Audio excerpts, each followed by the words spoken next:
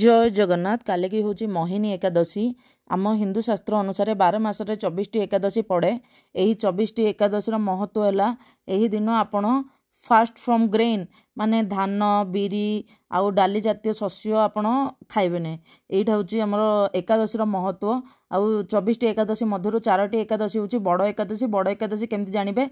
आ का मा बई आषाढ़ कार्तिक मार्गशीर और बैशाख मासर शुक्ल पक्षर एकादशी को बड़ एकादशी कह जाए।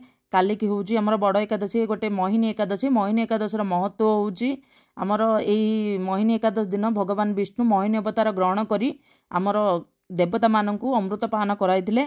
यही सहित श्रीरामचंद्रंकर मध्य गोटे बहुत कथन पथन टे जड़ित अच्छी से सब भी आम शुणा। बैशाख मास शुक्ल पक्ष एकादशी को मोहिनी एकादशी कह जाए।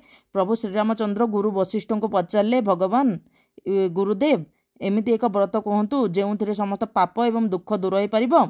सीता वियोग में मो बहुत दुख भोग करुच्ची। या शुणी गुरु वशिष्ठ कहले आपण उचित प्रश्न टे पचार आपण नाम स्मरण करी मनुष्य पवित्र और शुद्ध हो जाए। यह लोकहित सबुठ भल। मोहिनी एकादशी व्रत कले मनुष्यर समस्त पाप तथा दुख दूर हो जाए। एथिरे कौन करेंगे? एथिरे आमे समस्त को दान कर उपवास कर माने आमे फल आउ जलहार करिकी भी चली पारिबा।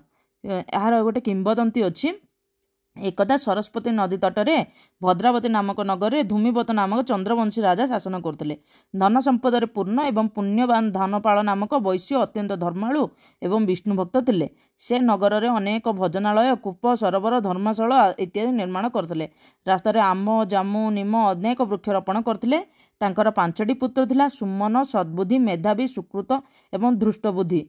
तांका बदल दुष्टबुद्धि महापापी थिला। से कहारी को तथा निजर पितृपुरुष को मध्य मान नथिला। से बेश्या दुराचारी मनुष्य संस्पर्श रही पशापाली खेलिबा अन्य नारी सह विलास व्यसन करने और मद्य मांस सेवन मध्य करथिला। तार यही कुकर्म पाई पिता धन को से नष्ट करने को लगिला। यह देखि पिता शंकित होई ताकू घर विताड़ित करदे।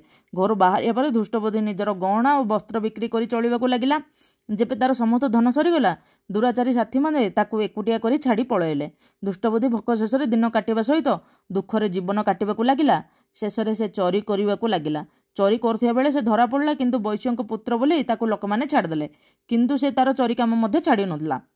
जा फल से धरा पड़ी कारागार रही राजा आदेश देले। से कारागार रही जीवन यापन करने को लगिला। राजा ताकू शेष नगर त्याग करने निर्देश देले। से नगर पलायन कर वन रहा लगिला। वन से पशुपक्षी मारी खाइबा को लगिला।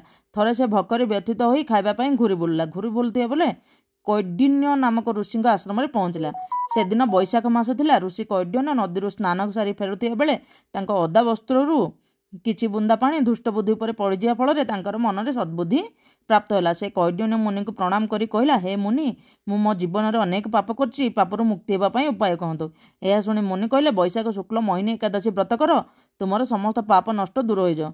मुनि वचन से व्रत कला। व्रत करने द्वारा तार समस्त पाप दूर है और शेष से गरुड़ उपर बसी विष्णु लोक को गला। यही व्रत द्वारा मोह आदि समस्त पाप नष्ट हो जाए। यार महात्मा को पठन और श्रवण करने द्वारा गोटे 1000 गोदानर फल प्राप्ति होता है बोले विश्वास अच्छे। लेकिन आमर मोहिनी एकादशी तेणु जी भी आपन पारुचंती मोहिनी एकादशी व्रत करवा निहाती दरकार। यही व्रत रे आमे फलमूल ग्रहण करि परिबा और ग्रेन किछि खाइबेनी। फास्ट फ्रॉम ग्रेन एकादशी माने फास्ट फ्रॉम ग्रेन। आमे फलमूल ग्रहण करि परिबा, क्षीर पी परिबा, तुलसी जल सेवन करिके रहि परिबा। जय जगन्नाथ। हर हर शंभु। ओम नमो भगवते वासुदेवाय।